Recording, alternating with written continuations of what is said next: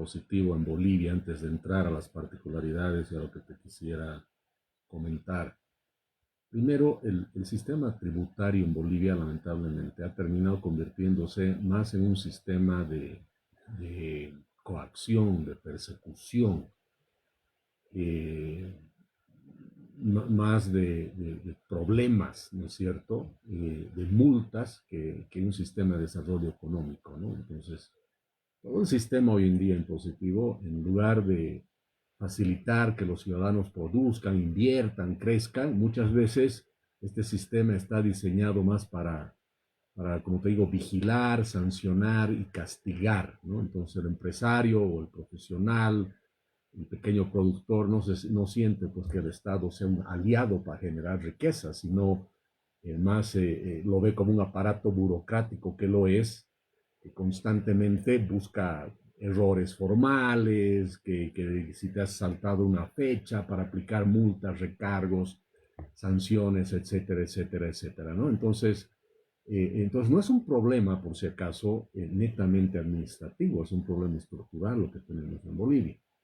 Entonces, el sistema tributario es complejo, múltiples impuestos, normas cambiantes, ni los abogados se ponen de acuerdo ante una norma tributaria, los procedimientos no se entienden muchas veces, y en esas condiciones, pues el contribuyente vive en permanente incertidumbre frente a ese poder que tiene el Estado a través de los impuestos, ¿no? Entonces, más allá del hecho que también aquí hay una problemática en los impuestos en Bolivia, los impuestos, en vez de financiar a un Estado limitado, digamos, con un poder limitado, más bien se sostiene un aparato burocrático que vive de exprimir al ciudadano que produce, ¿no es cierto? Entonces, eh, cuando el Estado castiga al que trabaja con impuestos excesivos, termina premiando al que vive de la burocracia, al que vive de la corrupción, y por supuesto alejando a quienes de buena fe quisieran, ¿no es cierto?, trabajar y cumplir con las normas. Entonces, ¿por qué hago esa introducción? Porque dentro de estas reformas que pretende llevar al Parlamento el presidente Paz, está, ¿no es cierto?, este tema de tratar de buscar simplicidad, seguridad jurídica al contribuyente, bajar la presión tributaria efectiva de alguna manera, y está, por ejemplo, esta condenación de deudas tributarias hasta el 2017, que en principio uno dice, ok, está bien, porque ese perdonazo lo que hace es reconocer implícitamente que el sistema tributario, tal como lo acabo de describir, es excesivamente punitivo y no funciona, ¿no? Pero, pero, ojo, Eugenio, no es el primer perdonazo que se va a dar en Bolivia. En promedio, creo cada 6, 7 años se tiene alguna forma de perdonazo en el país. Entonces, aquí lo que vemos es que primero se está premiando al incumplidor y se castiga al contribuyente cumplido. Entonces se genera un riesgo moral muy fuerte, ¿no es cierto? Porque la gente va a esperar siempre una futura condonación. Pero el tema, como yo digo, el problema no es, o el tema no debería tratarse de perdonar deudas, sino se trata de cambiar el sistema que las generó en primer lugar. Si el modelo tributario sigue siendo complejo después del perdonazo y sigue siendo el Estado agresivo, persecutor, la deuda va a volver a aparecer pues de aquí 7 años de nuevo, ¿no es cierto? Entonces, eh, por eso yo te digo, en estas reformas que se están planteando hacer, al final no son reformas, son pequeños parches circunstanciales, ¿no es cierto?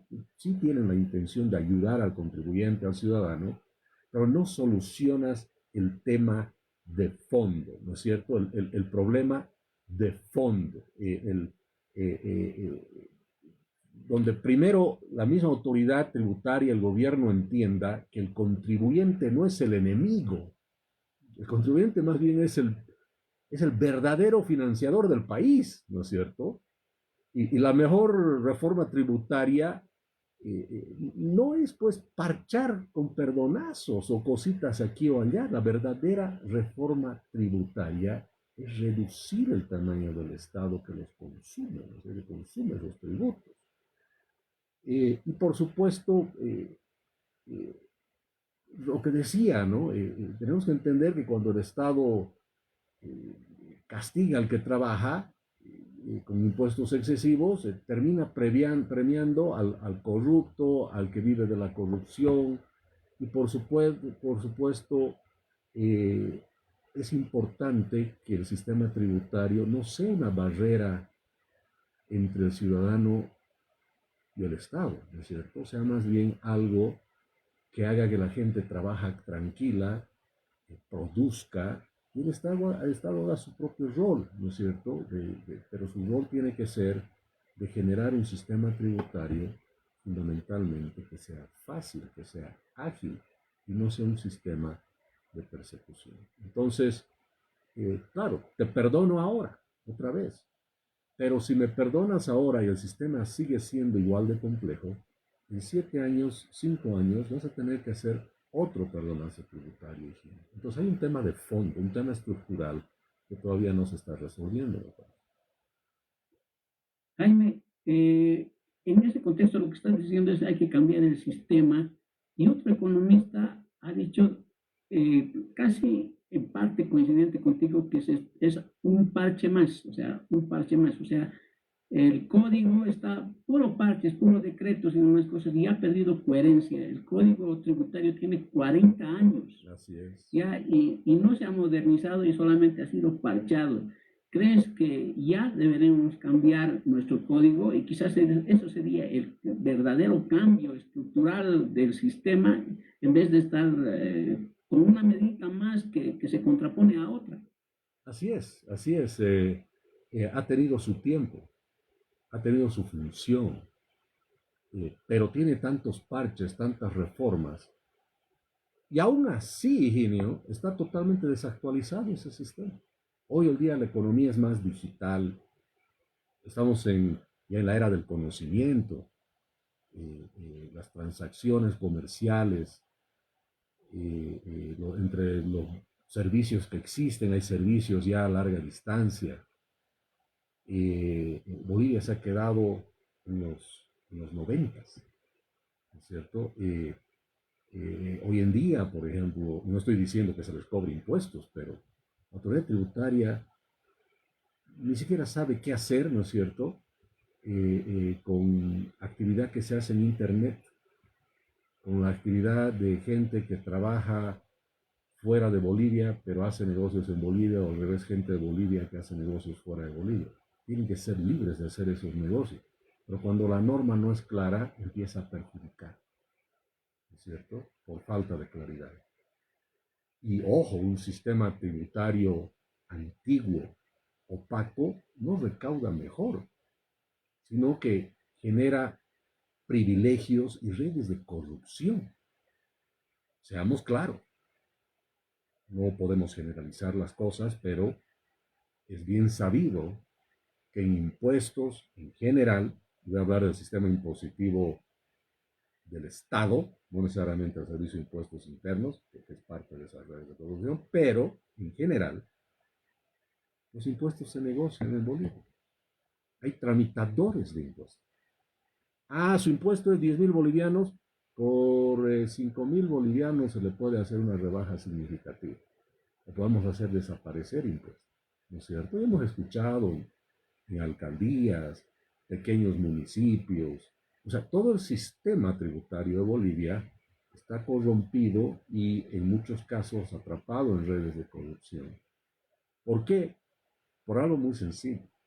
Cuando las normas no son claras, cuando las normas son ambiguas, o cuando hay muchas normas para empezar, se generan grandes posibilidades de creación de redes de corrupción.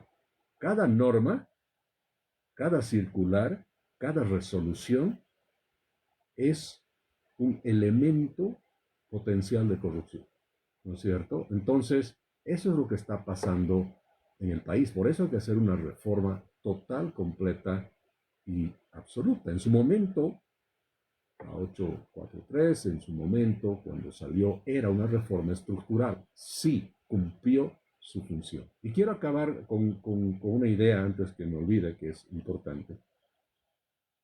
Nosotros como Alianza por la Libertad y nuestro programa nacional para la generación de riqueza, introducimos el concepto indubio pro persona. ¿Y qué significa eso? Especialmente en el tema tributario. Cuando las normas, por ser antiguas, no ser claras, ser medias grises, o el mismo hecho que la norma es clara, pero la autoridad tributaria la interpreta a su favor, genera pues un conflicto con el ciudadano. Hemos visto que más o menos 40% de las impugnaciones tributarias tienen que ver principalmente porque la norma no es clara o porque la norma se interpreta de una manera que le conviene a impuestos o al Estado. La norma dice blanco, pero el Estado lo interpreta como gris y listo, ya te cae con la multa. Y tú eres un ciudadano que está completamente indefenso porque tienes que ir a hacer un recurso ante el mismo Estado que te está cobrando. ¿No es cierto? Es hasta inmoral eso. El que me cobra, ¿no es cierto? Me pone otra institución ahí para que vea si yo tengo la razón. Y siempre se terminan, pues en la mayoría de los casos, el Estado termina ganando. Entonces, ¿qué significa el indubio pro persona? Lo que significa que es en los momentos de que haya duda, en los momentos que haya conflicto con el Estado sobre la interpretación de la ley, la norma o lo que fuese, el Estado siempre debe fallar a favor del ciudadano. Fíjate, es un cambio 180 grados a lo que sucede hoy, porque ahora siempre es todo a favor del Estado. No, ahora es a favor, nosotros decimos, debe ser el ciudadano. ¿Por qué? Justamente porque hay que ponerle un límite al poder del Estado. Pero no solo eso, al final por un tema práctico. Si la ley y las normas no son claras, son ambiguas, no puede ser culpa del ciudadano. ¿Acaso el ciudadano ha redactado esas normas? El Estado tiene que correr por eso con el costo de lo que significa no saber redactar leyes. Ujú. Cuando estabas en campaña, Jaime, y también el presidente tenía esa coincidencia de hacer desaparecer la aduana. ¿Eso sigue en tu cabeza o era solamente por campaña? Y también el presidente solamente por campaña. Bueno, no sé qué pensará el presidente, no puedo hablar por él, pero nosotros tenemos la cosa clarísima y nunca decimos nada por campaña, si no es porque se tiene que hacer. Míralo, Bolivia sufre de este fenómeno que es muy común en muchas economías estatistas, ¿no? Donde la aduana termina convirtiéndose en uno de los principales focos de corrupción estructural, ¿no? Por una sencilla razón. ¿No? Primero porque concentra poder discrecional sobre el comercio, ¿no? Cuando el Estado es el que establece los sistemas aduaneros y los hace complejos, pide permiso para que tengas permiso para todo, licencias especiales, aranceles elevados, impuestos elevados, trámites largos, regulaciones que cambian a cada rato. Entonces eso hace pues obviamente que el comercio deje de depender de reglas claras y empieza a depender del criterio de un funcionario aduanero, ¿no? Y cuando el resultado de una importación o de una exportación depende de la decisión de una persona dentro de un aparato burocrático lleno de huecos, aparece inevitablemente pues el incentivo a la corrupción, ¿no? Entonces, por eso nosotros hablamos, y lo decimos de manera clara, de manera contundente, que debemos dinamitar figurativamente la aduana nacional. Ojo que la corrupción en aduanas no nace solo de malas personas, ¿no? de corruptos.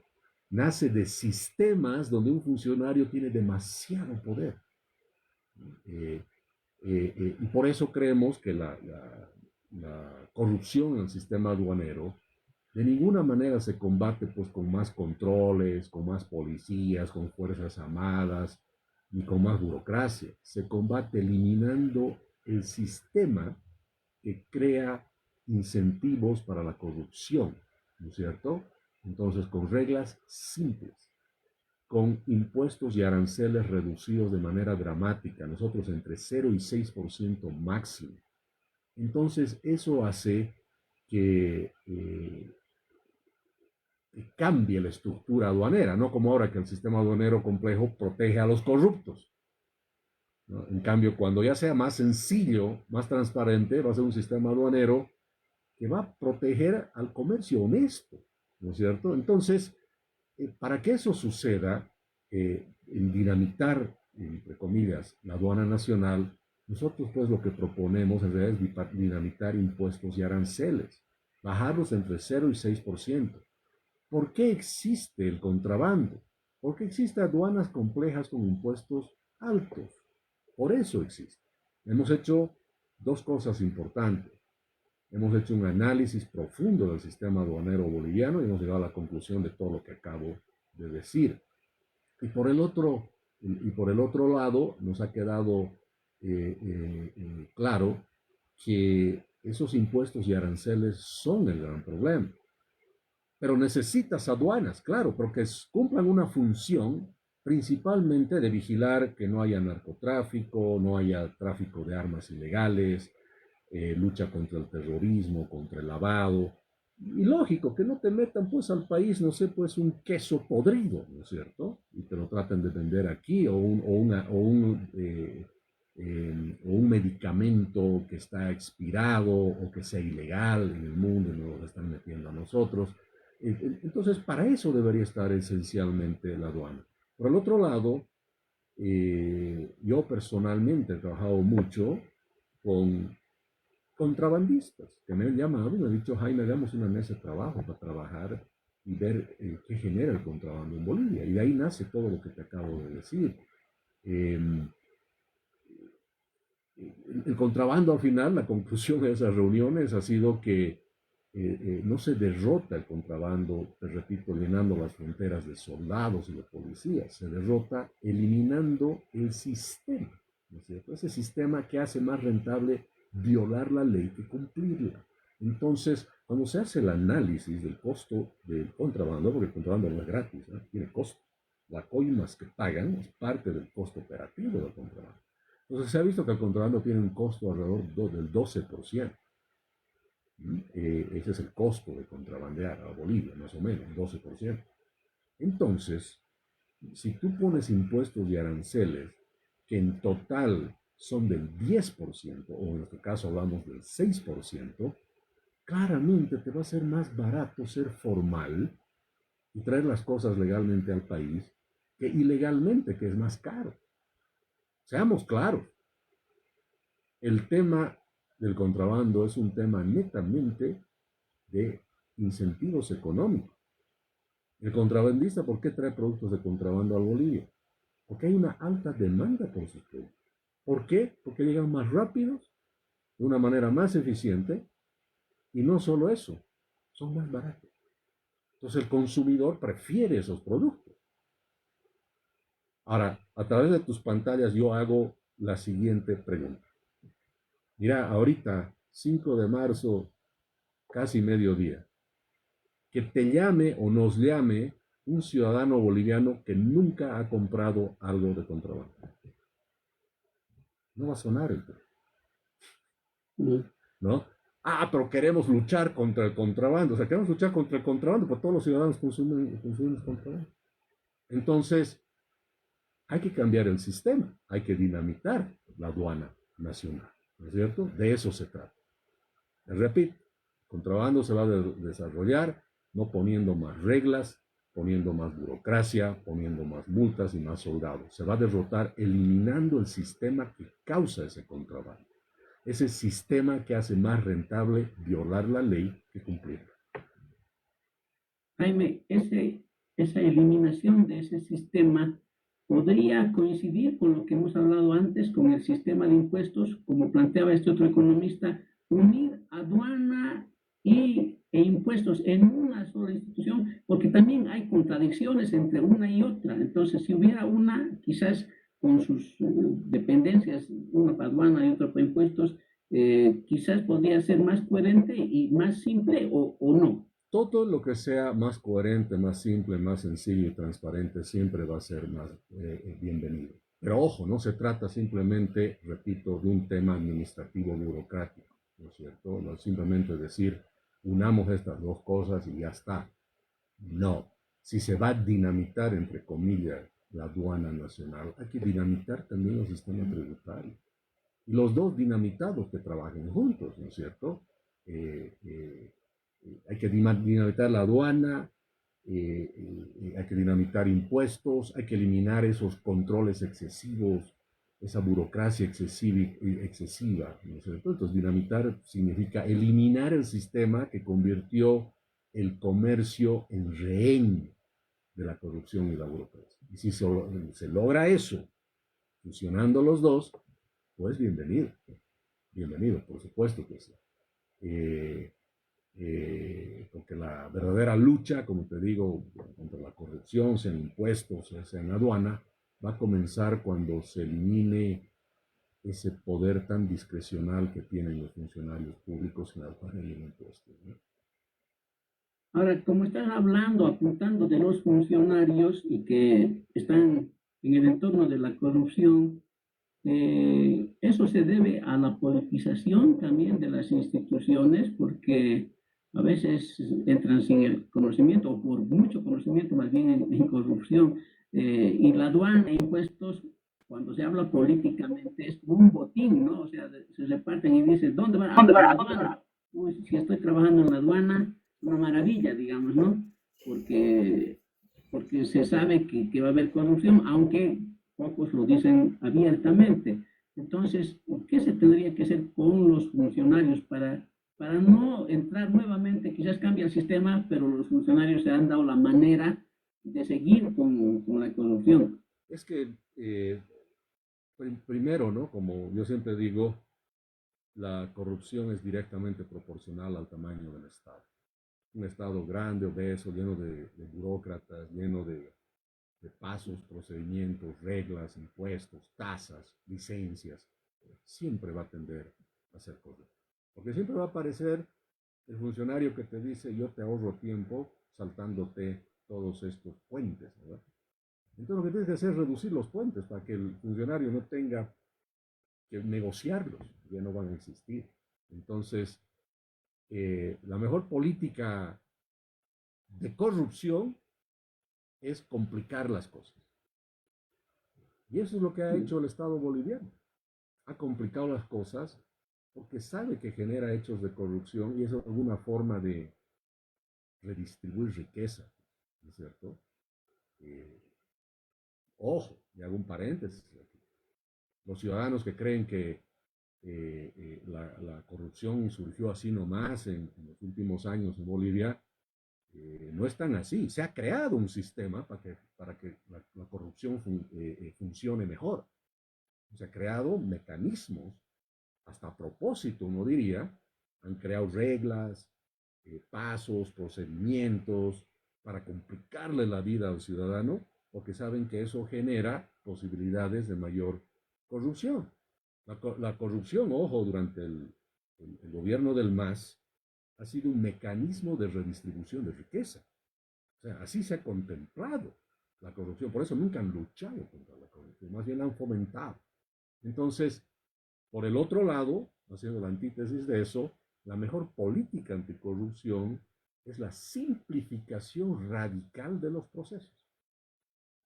Estado pequeño, menos burócratas, menos pasos, menos procedimientos, impuestos bajos y simples, automáticamente repercuten en la reducción de la corrupción. Entonces, ¿cómo se lucha contra la corrupción? Achicando el Estado. Por eso nosotros decimos, hay que achicar al Estado.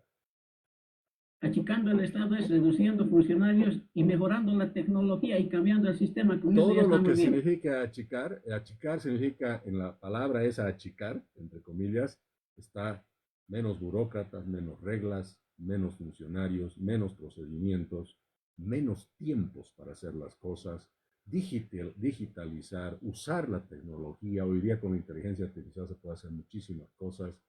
Con el sistema cripto ya hemos visto estudios, análisis y pruebas pilotos exitosas de cómo sale carga, por ejemplo, desde España. Se carga en un avión, el sistema usando la cadena de bloques, el sistema cripto, el sistema de encriptado y la inteligencia artificial se encarga de aduanizar la carga. El avión está en curso, llega hasta Montevideo, Uruguay, mientras el avión está volando, se está desaduanizando y cuando llega el avión, el dueño del producto recoge en la puerta del avión su mercancía.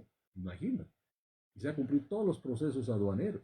Obviamente la tecnología puede hacer no solo el trabajo de 1000 agentes aduaneros en 30 segundos, sino que no cobra coimas, ¿no es cierto? Entonces, por eso, cuando se habla de digitalización de los procesos estatales, no tiene que quedarse en algo retórico, ¿no? Como si fuese además algo de otro mundo. No, hoy en día ya se utilizan estos sistemas. Y mientras más digitalices, menos burócratas, menos reglas, menos pasos y procedimientos, vas a ver cómo empiezas a no solo estimular la economía, sino empiezas a reducir rápidamente la corrupción. Bueno, el tiempo se ha achicado y ya ha pasado nuestra media hora. Muchas gracias, Jaime. Espero analizar otros temas en el futuro. Yo creo que ha sido muy enriquecedor tu análisis y ojalá sirva para orientar, para mejorar nuestra sociedad. Muchas gracias. Gracias, Higinio. Lamentablemente es eso. Lo único que se achica es el tiempo, no el Estado. Pero esperemos que eso cambie en el sentido de que empecemos de una vez a desmantelar el sistema corrupto y prebendal que nos ha estado gobernando por tantas décadas. Gracias, Higinio. Gracias. Chao. Recording stopped. Listo, gracias. Gracias. Estamos en Chao. contacto. Te voy a Listo. mandar el link. Gracias, muchas gracias. Chao. Bien, amigos, muchas gracias. Esta era una interesante entrevista. Bueno, la van a reproducir, me imagino, en las redes, pero claramente, como creemos muchos los liberales, la reducción del Estado automáticamente va a reducir la corrupción. Donde tienes 1000 funcionarios públicos, tienes 1000 posibilidades de corrupción. Donde tienes 5000 decretos, tienes 5000 posibilidades de corrupción. Menos reglas, más transparencia, más agilidad. Y todo eso que te dicen, vuélvase el lunes, en realidad es un mensaje que significa, págame algo para que hagamos esto más rápido. Cuando el Estado es burocrático y tiene monopolio además, el Estado, miren, no hablé de ese tema por falta de tiempo, pero si el Estado tiene el monopolio de los servicios que da, automáticamente se suma la discrecionalidad que tienen los burócratas, automáticamente se genera corrupción. Por ejemplo, el sistema aduanero no debería ser necesariamente solo del Estado. Deberías tener aduanas que dan el servicio al Estado. Es decir, son aduanas privadas que dan servicio al Estado y compiten entre ellos. ¿No es cierto? ¿Habrá sistemas aduaneros que maneja el sector privado? Claro que sí. Y no solo eso. Entremos a, y voy a darles un ejemplo sencillo sin entrar en muchos detalles, que se me viene a la cabeza como ejemplo. Yo hace poco saqué una visa para ir a cierto país y me ha llamado poderosamente la atención cómo una empresa privada era la que hacía todo el proceso de colección de información para la visa. Y esa empresa privada hace el trabajo que normalmente hace el Estado. Y esa empresa privada se encarga de que esté todo en orden, lo hace fácil, lo hace rápido y obviamente el que emita la visa formalmente es el Estado, el país, pero todo el proceso de adquisición de la visa, toda esa burocracia la hace una empresa privada. No solo eso, 2 empresas privadas. Y tú puedes escoger las que quieras. Y obviamente la que te dice que te va a dar la cita más rápido, que te va a cobrar menos, a esa es la que das. Tenemos que pensar audazmente para cambiar Bolivia. No seguir con lo mismo. Eso toma coraje, valentía. Gracias, queridos amigos.